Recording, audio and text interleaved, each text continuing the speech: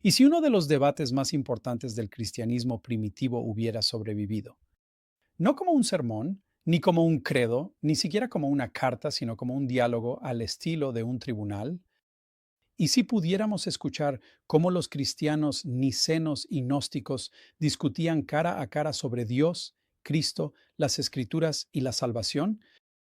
¿Y si este debate no hubiera tenido lugar en la época de los apóstoles, sino en el turbulento mundo intelectual de los siglos segundo y tercero, cuando el cristianismo aún no se decidía sobre qué quería ser? Bienvenidos al diálogo sobre la recta fe en Dios, también conocido como el Adamancio.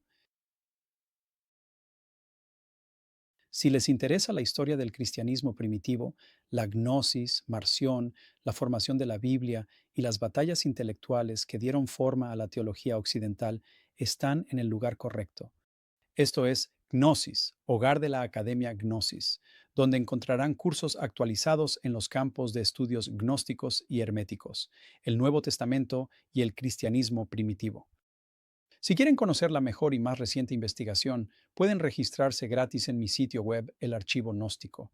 Todos los enlaces están en la descripción. Hoy en día, la mayoría de la gente imagina el cristianismo primitivo como una línea recta. Jesús, los apóstoles, el Nuevo Testamento, la ortodoxia.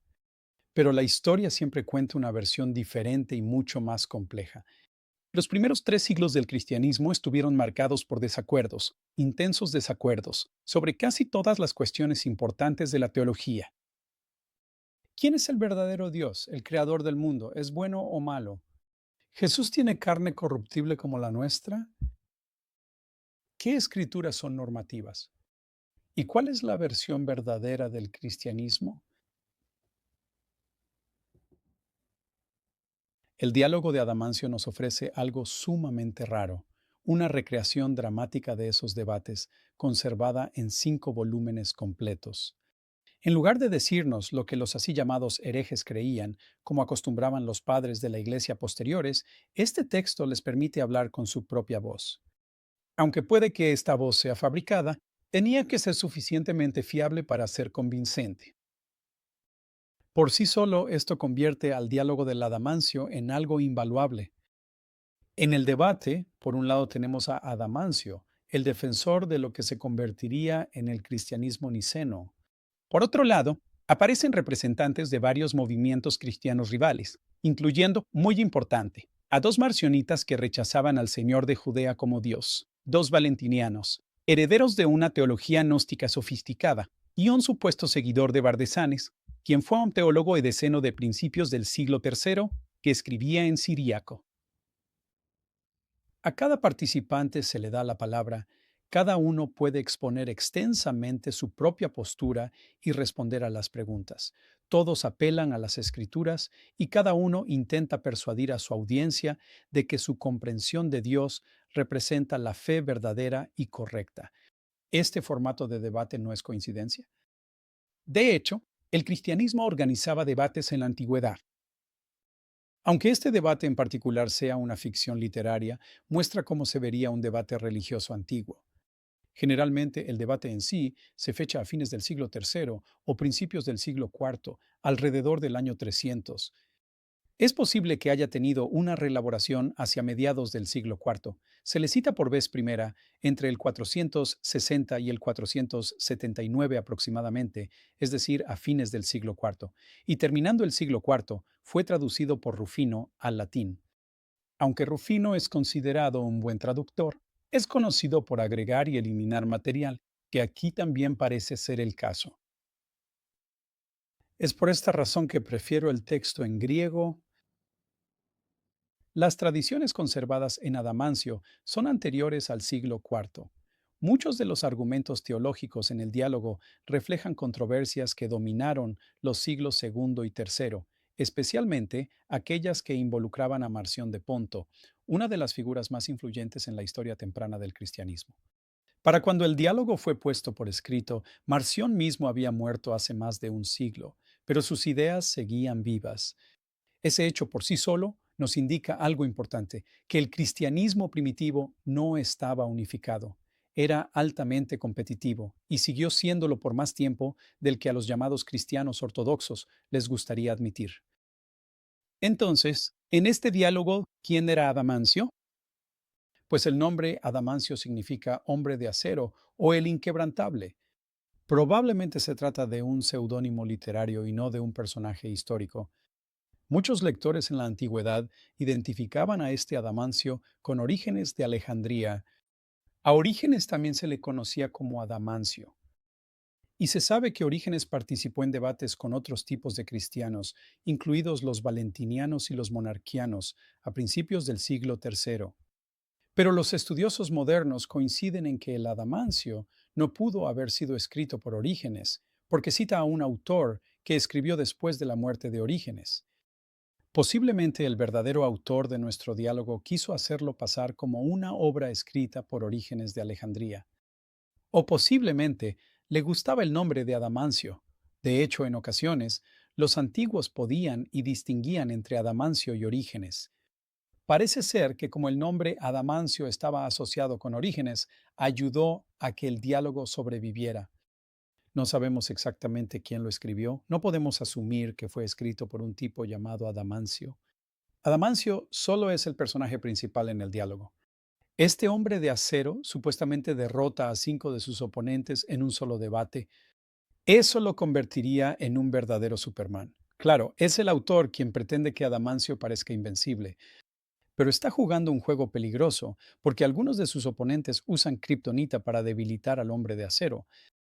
La primera parte del diálogo gira en torno a un tema central. ¿Es el Señor del Antiguo Testamento el mismo Dios revelado en Jesucristo? Para los marcionitas, la respuesta era un rotundo no. Ellos argumentaban que el Señor del Antiguo Testamento es violento y legalista, que Jesús revela a un Dios de misericordia y amor previamente desconocido, que los profetas judíos no predicen al Cristo, al verdadero Cristo, y que las escrituras judías deben ser rechazadas como escrituras cristianas. Sin embargo, esta no era una teología marginal.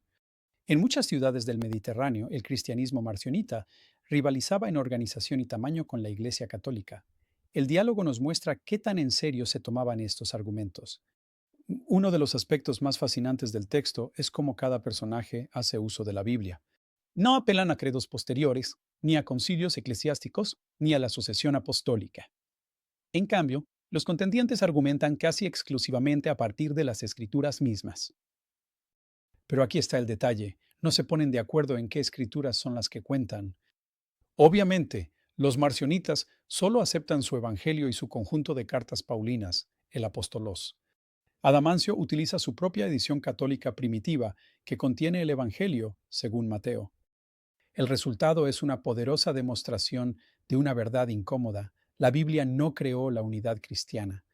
Como sucede hoy en día, las variaciones en la Biblia y las diferentes interpretaciones de los textos provocaron que los cristianos se dividieran y se separaran. De hecho, nunca alcanzaron el ideal de unidad que ellos mismos defendían.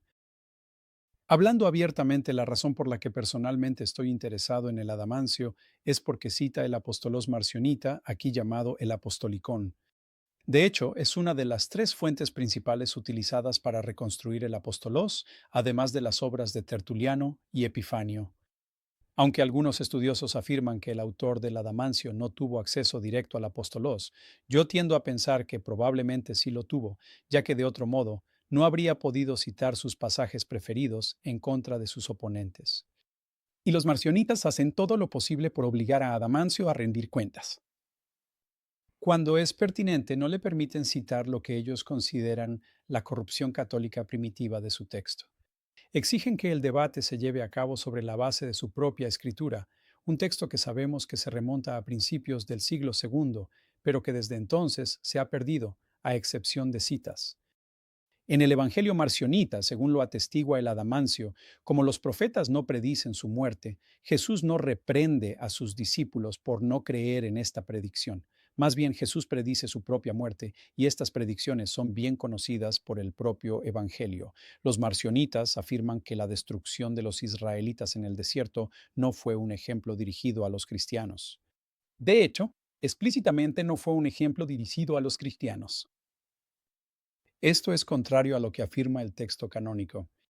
En el Evangelio de Mateo, los marcionitas incluso se aventuraron a afirmar que Mateo 5:17 originalmente decía que Jesús no vino a cumplir la ley, sino a destruirla, y ellos aportan muchos ejemplos de cómo Jesús quebrantó la ley en el Evangelio.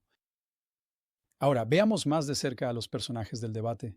Ya presenté a Adamancio como el representante del pensamiento católico primitivo. También hay un juez designado para moderar el debate.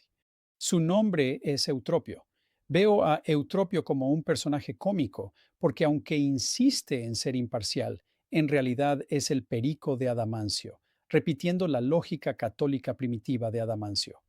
Incluso insulta a los otros oradores y, al final, declara que se ha convertido al catolicismo. Los personajes marcionitas son más interesantes. El autor del Adamancio quería presentar a los marcionitas como irremediablemente divididos, tercos y, francamente, un tanto sosos. Constantemente caen en las trampas que les pone Adamancio. El personaje marcionita, llamado Megetio, dice que cree en tres principios: un Dios bueno, una fuerza del mal y el Creador. El otro marcionita se llama Marcos. Él defiende dos principios: un Dios bueno y un creador maligno. Marcos parece ser más próximo a la postura real de Marción, pero tanto Marcos como Megetio se desvían en muchos aspectos de su maestro. Es importante tomar en cuenta que tanto Marcos como Megetio en realidad son personajes ficticios, y no debemos asumir que representan posiciones completamente coherentes y reales dentro de la iglesia marcionita. Sin embargo, sí revelan algunas creencias marcionitas interesantes, como la idea de que Marción era un obispo, la noción de que el texto católico estaba corrupto y la idea de que Jesús y Pablo originalmente escribieron el Evangelio.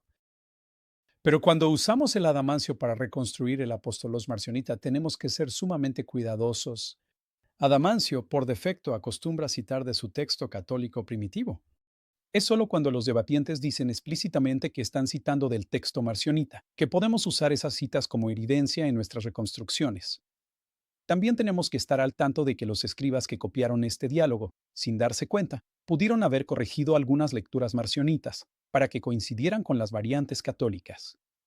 Los manuscritos más antiguos del Adamancio son de los siglos XI o XII, por lo menos 600 años después de que fue escrito el Adamancio original.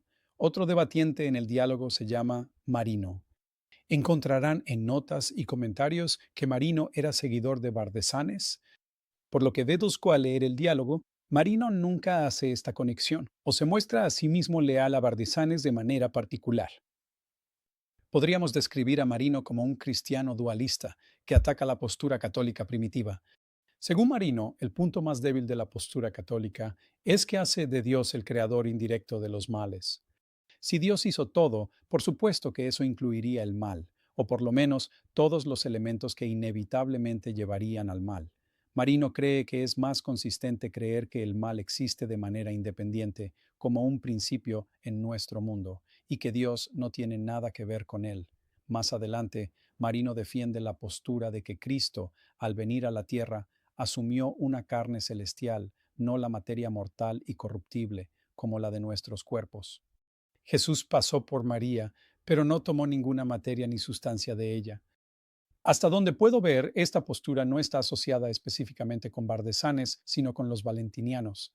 Luego, nos encontramos con otro personaje en el diálogo, Droserio, y se dice explícitamente que es seguidor de Valentín. Queda claro que Droserio venera a su maestro Valentín, puesto que lo llama un hombre recto y un ser humano fuera de lo común. Pero la doctrina de Droserio parece estar muy alejada de lo que enseñó Valentín, por lo menos, juzgando por los fragmentos que han sobrevivido de Valentín. A Droserio principalmente le preocupa el problema del mal. Él cree poder resolver el problema, atribuyendo el mal a la materia. La materia, dice él, siempre ha existido. Como sustancia, la materia es mala. Ahora bien, Dios formó la materia e intentó darle cualidades buenas, pero siempre quedó un residuo turbio y caótico en su interior que es la verdadera causa del mal. El otro personaje valentiniano, llamado Valente, sostiene una opinión similar, pero para él la materia sí posee cualidades inherentes. Dios puede convertir estas cualidades de malas a buenas, pero el mal permanece en el mundo, porque es algo constitutivo en las cualidades de la materia. Tanto para Valente como para Droserio, la materia preexistente es la causa última del mal. Esto significa que, de cierta forma, tanto Dios como los humanos quedan exentos de culpa, porque ninguno de los dos creó la materia. Adamancio, en respuesta, ofrece la perspectiva católica tradicional que culpa a los seres humanos. Dios es quien crea la materia, porque si no lo hiciera no sería verdaderamente soberano ni tendría el control. Los humanos tienen la culpa de introducir el mal porque Dios les dio libre albedrío. Nuevamente, el énfasis está en el pecado y la culpa humana. Si me preguntan, un énfasis bastante sombrío.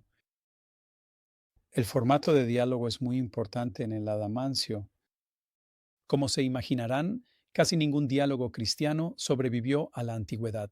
En su mayoría se trata de tratados y sermones a manera de monólogo, provenientes de los así llamados padres de la Iglesia.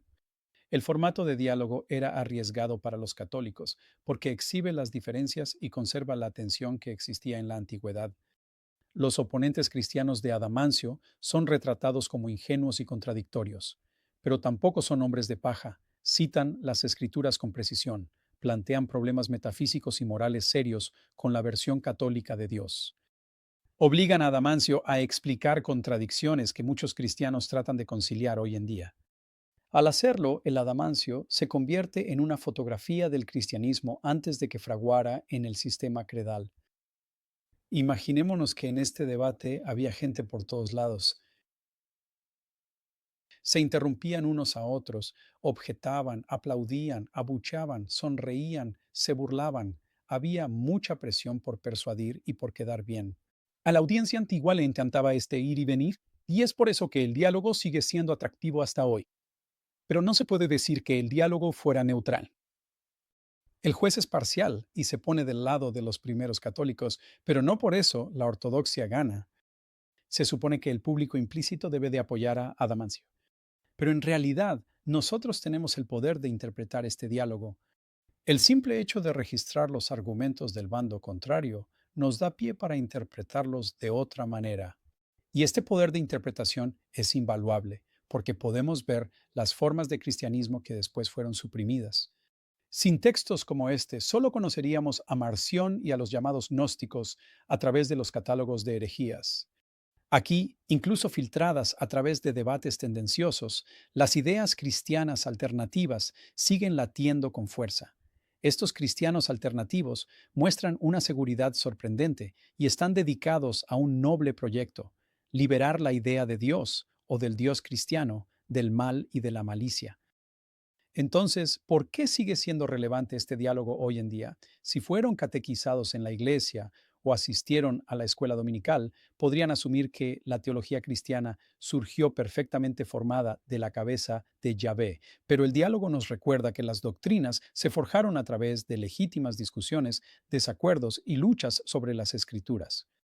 Las preguntas planteadas en este diálogo aún siguen vivas.